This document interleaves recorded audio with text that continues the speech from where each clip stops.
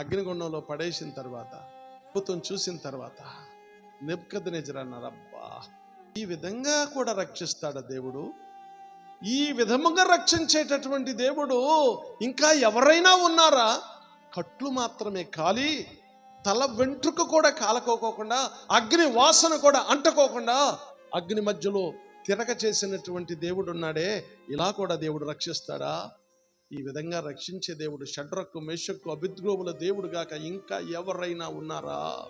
కాగా నేను ఒక శాసనం చేస్తానన్నాడు. దేవుడికి స్తోత్రం. షడ్రకు మేషక్కు అబేద్నెగోల దేవుడే. నిన్నటి దాకానేమో బొమ్మను నిలబెట్టి దీనికి మొక్కను అందుతో పడేస్తానన్నాడు.